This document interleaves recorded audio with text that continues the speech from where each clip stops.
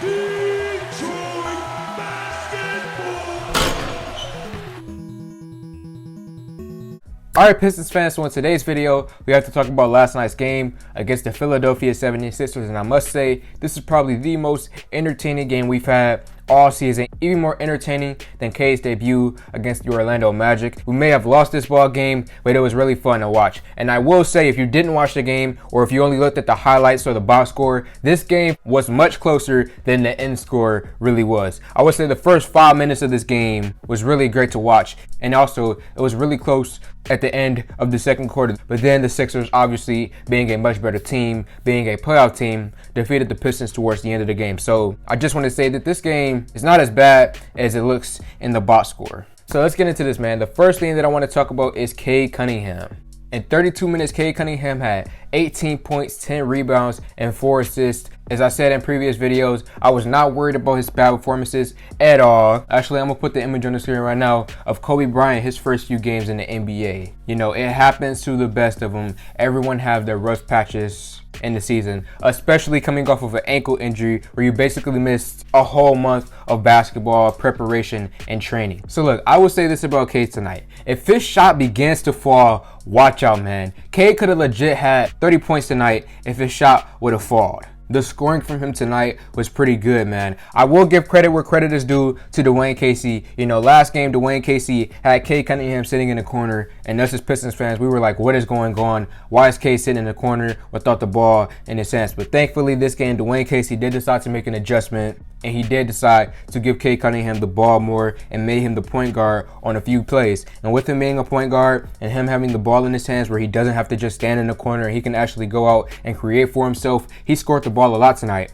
There was a play where he had it at the top of the key, and he was getting guarded by Matisse Thybulle, a top defender in the NBA. He put a move on him, got past Matisse Thybulle, and then made a layup on Joel Embiid. After I seen that play, I was like, what the heck? Got past the top defender in the NBA, and then you went up against Joel Embiid and made a layup over him? That was a really cool play to see. And just all night, you know, the aggression out of Cade Cunningham, even when his shots aren't falling, he still continued to be aggressive on the night. Just kept on attacking every time he got the ball. For the most part, there were a few plays where he passed it to his other players. He is a playmaker, so you have to remember that he has his plays where he just decides to pass the ball and doesn't look to go out there and score. But there were a lot of plays tonight where he was deciding to be aggressive, where he would get the ball and just attack to the hole. So Cade Cunningham, solid offensive game tonight, looking really good defensively. Actually, he's reminding me of Killian Hayes a bit on the defensive side of the floor. Rookie Killian Hayes, how he came out, wasn't really scoring much, but showed us prowess on defense. It's kind of similar to Cade Cunningham, where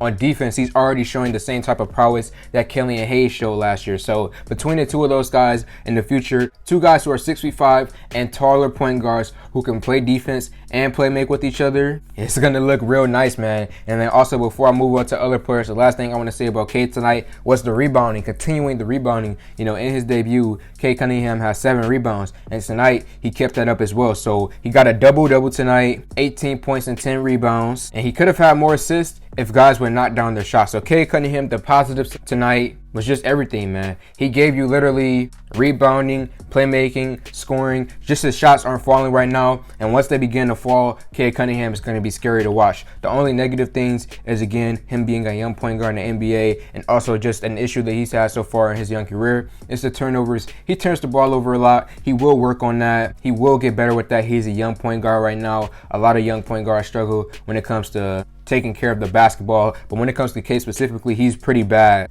when it comes to taking care of the ball, because even in college, he struggled with his turnovers. So that's the thing that Cade has to work on. But just overall, very, very pleased by what I've seen out of Cade Cunningham tonight. Jerami Grant tonight, another high-scoring game out of Jerami Grant tonight. But I'm kind of getting frustrated with him sometimes because he just does not flat out pass the basketball. Every time Jerami Grant gets the ball, he immediately goes to score. And I love Jerami Grant. I do appreciate the aggression out of him, but there are just some plays where I'm like, man, this is a bad shot. You should not be putting this up, man. Just look to pass it to your other teammates. And it's kind of weird because when you looked on his previous teams, you know, he deferred to a guy like Jokic, or he deferred to a guy like Westbrook. If you just look at his entire career, he's been typically a guy who will be willing to pass the ball to other teammates. But on this Pistons team, with him being our top guy, you know, coming off of a year where he almost won the Most Improved Player of the Year award and being our best player on the team currently, he does not want to pass the ball at all. Every time he gets hit, he's looking to score. And again, I do appreciate the scoring out of him.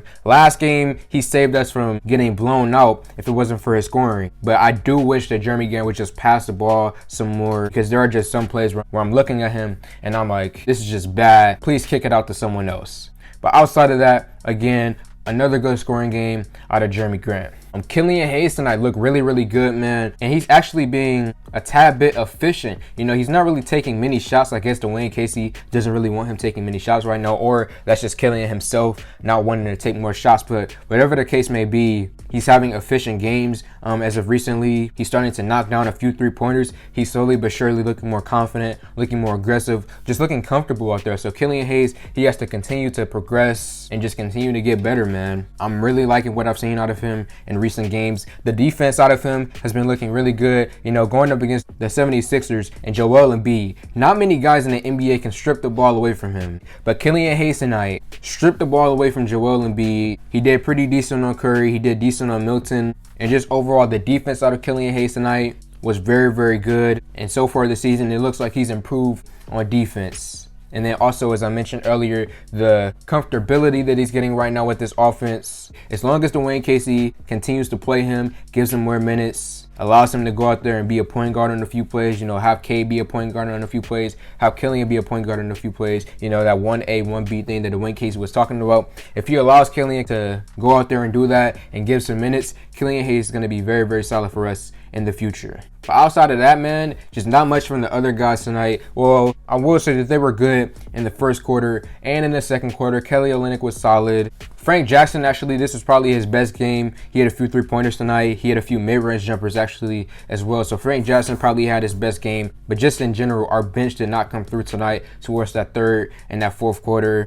We were just getting beat, man. You know, Josh Jackson didn't really give us much. Corey Joseph didn't really give us much, and Trey Lyles as well. Just not much offensive scoring from the Detroit Pistons. They played decent enough defense to win this ball game, but the offense just wasn't there. And then when you look at the 76ers, you look at Maxey and Curry and Milton. You know, these guys, when they're going up against our bench players, they were just scoring. We would have a hand in their face, and Curry would still hit shots, still hit three-pointers. So the defense, as I said, it was good enough to win this ball game, but the offense for the Sixers was just clicking tonight, and it wasn't clicking for the Pistons bench. So that's the reason why we really lost this ball game. Our bench just really didn't come through. I don't know what Dwayne Casey is doing right now with Hamidou Diallo. It's blowing my mind. A few games ago, he just randomly started Hamidou Diallo, a cold Hamidou Diallo who had a slow start to the season, just randomly decided to start him. I did not like that. And then tonight, we didn't see Hamidou Diallo at all, which is very unfortunate. I do not like what Dwayne Casey is doing right now. He's really hurting the growth and development out of Hamidou Diallo, and this is supposed to be a growth and development type of year. So Casey, please give Diallo more minutes, not starting minutes. Do not randomly start him again, but please find a way to get him in this rotation. Why is Corey Joseph playing with Cade Cunningham? I don't understand. Why isn't it Josh Jackson and Cade Cunningham? That doesn't make any sense to me. It's just so frustrating to see Corey come in the game and then see Josh on the bench and see Hamidou Diallo on the bench. Please, when Killian Hayes gets checked out, put in Josh Jackson instead of Corey Joseph, and then let Corey Joseph come in eventually when Cade comes out, and then bring in Hamidou Diallo once Josh Jackson gets tired, or Frank Jackson. Just whatever you want to do, Dwayne Casey. Please just make smart decisions. Please reduce the minutes of Corey Joseph. And that's basically everything, man. I quickly want to give a shout out to Andre Drummond, Reed, and Niang. Those guys, the rebounding for them tonight, that's probably another reason why they won this ball game. The rebounding from those guys, the presence of having big men in the paint was really good for them. And I don't understand why Pistons fans continue to boo Andre Drummond every time he comes here in Detroit. I don't really get that, man. Drummond loved the team. He loved the city. He didn't want to leave Detroit. The Pistons traded him away. So I don't really understand the hate for Andre Drummond. It's kind of stupid in my personal opinion, but it is what it is. People come to the games. They pay their own money to get these tickets. So I guess they can do whatever they want to do. It's just me personally. I don't understand the reason to boo Andre Drummond. So the Sixers, really good team. As I said, Curry and just overall the Sixers team, playoff team.